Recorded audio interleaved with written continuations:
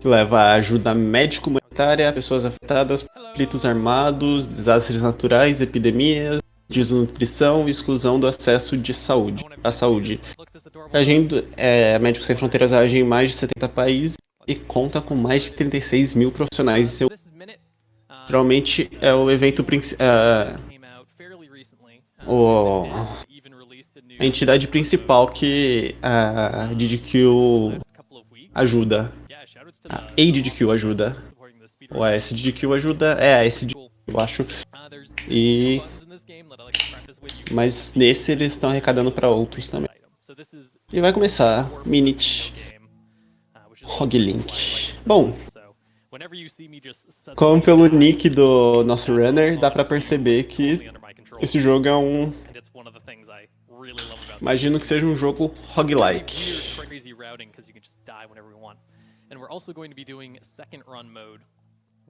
Não, não é um jogo roguelike.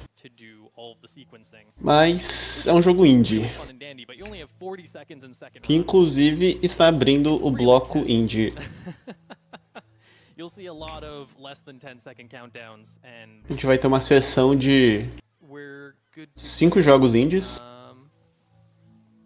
6, na verdade. E começou. Desculpa, gente, eu não sei nada desse jogo. And our entire objective is going to be to get rid of this cursed sword. Picking up this watering can right at the gate, and as you can see, I've already reset twice now in terms of warping. And this is going to be a kind of marathon safe route, so usually second run wouldn't get the flashlight at all. But since I don't really want to die over and over and over in a dark room and no one has any idea what's going on, including me, I'm going to be taking a little bit of time to get a flashlight. Ele tá falando que tá fazendo uma... All of you can see this fantastic game with this main character that is a something. So we're getting the coffee. Tá fazendo uma... Tá falando que tá fazendo uma rota safe pra maratona, porque a segunda run é um negócio complicado. Took that extra 20 seconds and just shifted stuff around a little bit, made it really clever. We grabbed the lighthouse key there, which is going to get us into the spoilers lighthouse, because, you know, that makes sense. Just heading up here. This turtle is actually one of my favorite NPCs in the game. In both normal run and second run, he takes almost the exact amount of time that you have in order to give you a very useful piece of information. So now that we have the flashlight, we're going to head down Snake Way. And usually you'd need to use audio cues in order to get through. Não, essa é GDQx. Gucci, SGDQ foi em julho. Essa é uma GDQ especial que eles estão fazendo dentro da TwitchCon. Que tá rolando lá em San José, na Califórnia.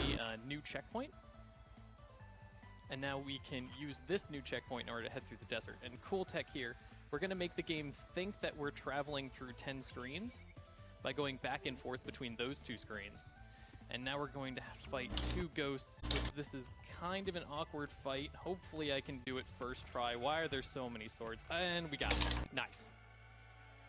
First try.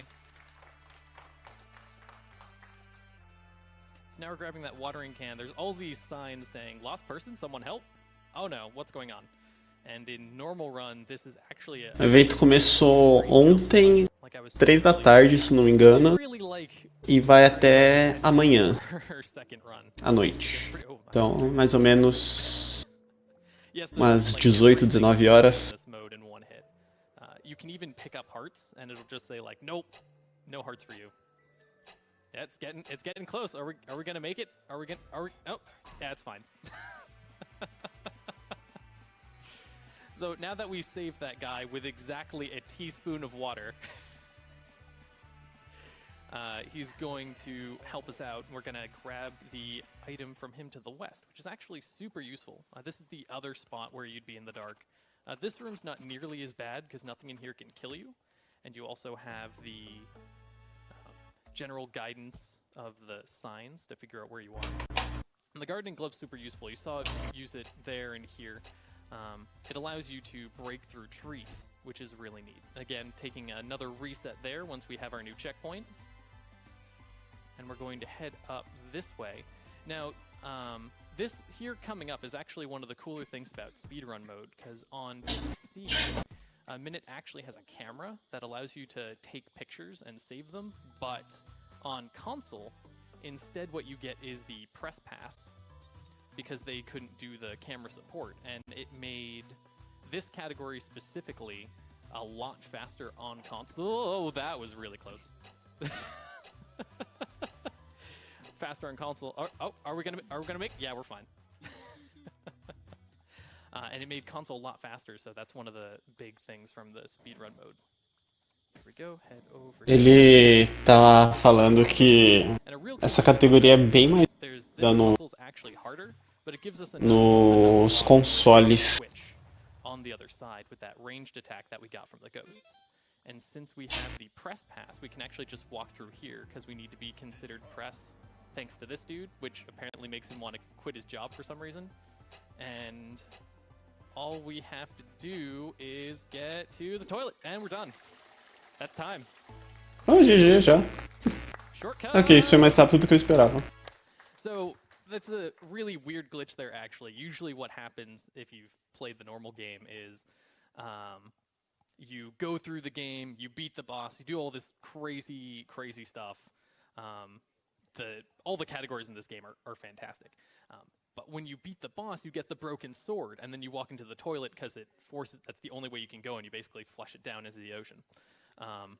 But in second run, you start with the broken sword, and at first the developers didn't realize that you could just walk into the toilet with the broken sword that you always have in second run. So when we found that, we cut like a minute or two off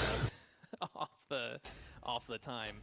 And the developers were super awesome and decided to keep it in the speedrun mode and also have Ele falou que, tipo, na run principal, na primeira run do jogo, você mata o boss, faz todo o caminho e tal, aí você pega uma espada, a espada quebrada, vai até o banheiro e aí acaba o jogo. Só que na segunda run você já começa com a espada quebrada e você pode ir direto pra esse banheiro. Então, GG.